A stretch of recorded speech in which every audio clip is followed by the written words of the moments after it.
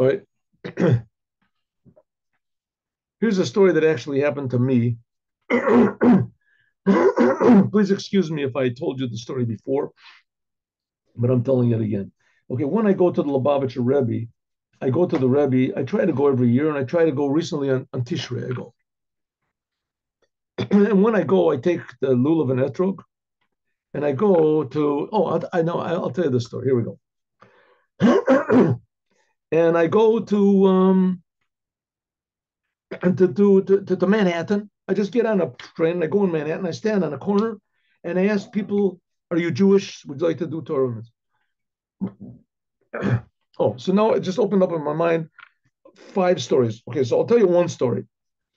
One story goes like this. I was standing there asking people if they're Jewish, would you like to would you like to do Lulav and Etrog? And some people said, yeah, this happened maybe 10 years ago. And there was a religious couple, modern Orthodox, nice looking young people. They were well dressed. And they were also religious. And I saw they were approaching me little by little. They were approaching me and they were watching me. They were watching me doing this Lulav and Etrog. And finally, they came. They were standing like right in the back of me. I looked at them a couple of times and said, "Happy holiday, Chag Sameach." And the man, he separated the man. I mean, they could have been in their 20s even, maybe in the early 20s. Nice looking fellow, a clean shaven guy, modern Orthodox fellow. He came up to me and he said, "Tell me, how do you know who's Jewish?" So I said, "I don't know who's Jewish. I have no idea who's Jewish. I mean, the people who are black and the people who are Chinese, chances are very great that they're not Jewish. So I don't ask them, are you Jewish, sir?" So he said, "Oh, you ask people?" I said, "Yeah, I ask people. I don't just, of course I ask people." So he turns back to his wife and he says to his wife, he doesn't know who's Jewish. So his wife comes closer. I said, "Well, why are you asking that? Why are you asking that?" I said, "Because everybody that you ask, everybody you ask if you want to do lulav and etrog, they all smile. We didn't know that you were asking them. We thought that you." Everyone smiles, you know. So they were looking afar. They didn't really know if I was asking people or if I wasn't asking people. So I didn't realize what they were saying. I didn't understand what they were saying. So I said, well, I didn't really notice that. And I noticed everyone that looked vaguely Jewish. So I asked them, "Are you Jewish?" And everyone that answered, the people that weren't Jewish, said, "No, I'm not," all smiling. Once in a while, there was somebody who was bitter, but maybe nowadays it would be totally different. I don't know. I don't think so, though. But well, anyway, because a lot depends on your attitude toward other people. maybe even 100% depends on it. But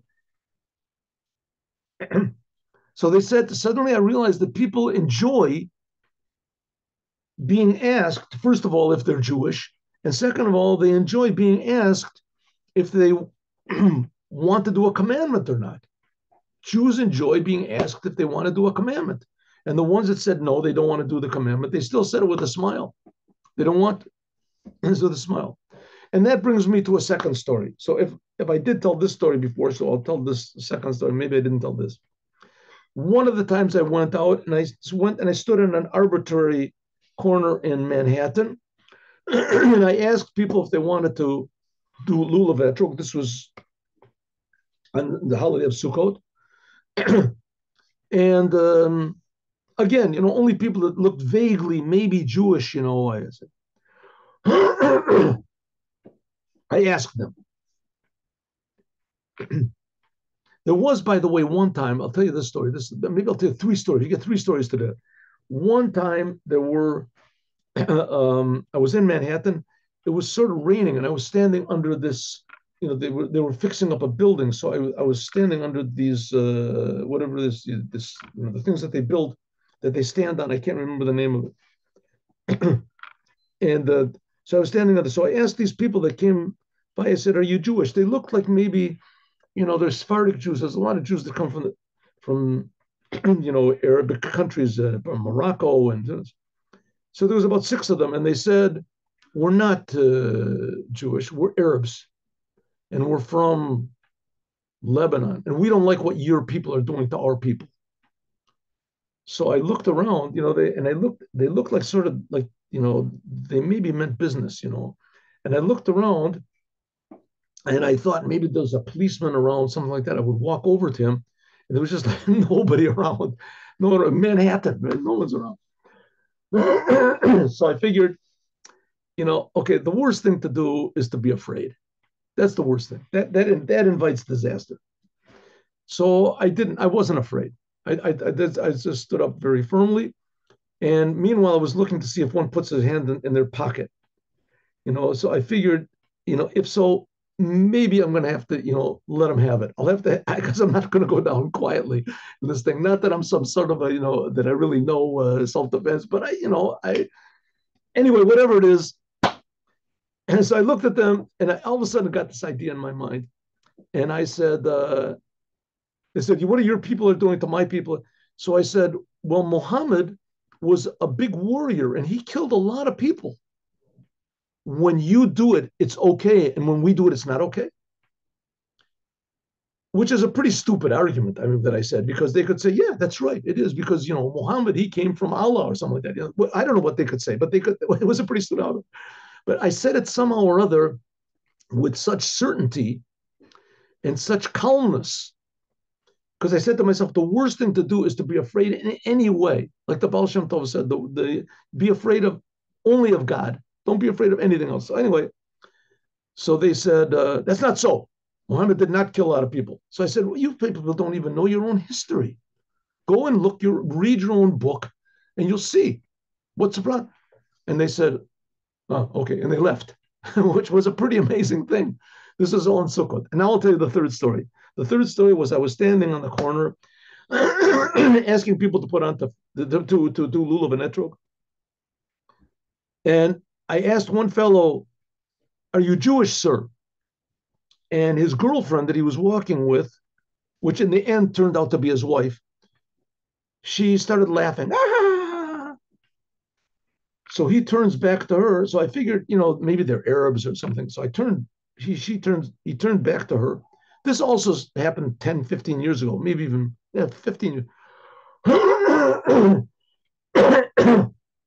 He says to her in Hebrew, Mahu Omer. What is he saying? So I said, oh, you're Israeli. Come do a commandment. His wife says, ah, she's laughing. And she's coming closer. She's laughing. Ah. So I said, it's a holiday today. Do the commandment. He says, what holiday is? I said, it's a holiday of Sukkot. He looks at his wife. I said, you don't know what Sukkot is? He says, no, this is a commandment. You do it, take Lulov and Etrog. And his wife said, yeah, it's one of the holidays. It's one of the holidays. So I said, come do it. It takes 10 seconds. I put the keep on his head. His wife is just bursting out laughing. She's splitting. Ah! I said, take this in one hand, take the other hand, and say a blessing. Boruch atah. And between every word, he laughs. Ah! And Boruch ah. I didn't even say Shechianu because that blessing that it usually takes like 3 seconds. It took him maybe a half a minute. And finally, he finished the blessing. I said, no, just shake. He shook. Ah! And they're laughing. I gave him one of these cards, Mashiach cards like this, give him like this, and it has a phone number on the back of it. So I said, have a happy holiday. Yeah, happy holiday. And they're walking away laughing. And that's it.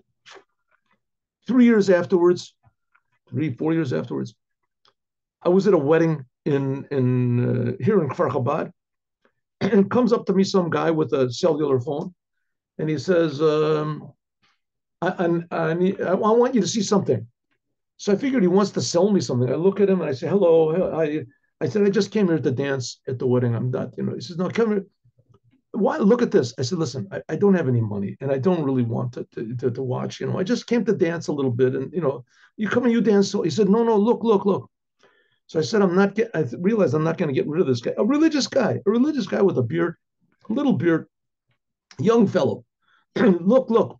I figured, okay, I'll have a look. So I look and I see there's some skinny guy standing on a corner and he's got a lulav and etrog, and somebody approaches him and I hear, ah! So So I looked closer. I said, well, that's me. That's me. Where did you get this from? He said, that fellow, that person that's coming close to you, that's me. He said, you came and you asked me to do this commandment. I had no idea what you're talking about. My wife and I thought it's the most ridiculous thing in the world. We're Israelis, but we were just traveling around the world. And suddenly we said to each other, listen, we're Jews. We don't even know what it means. And we saw that there was right near our house, it happens to be where we rented a house.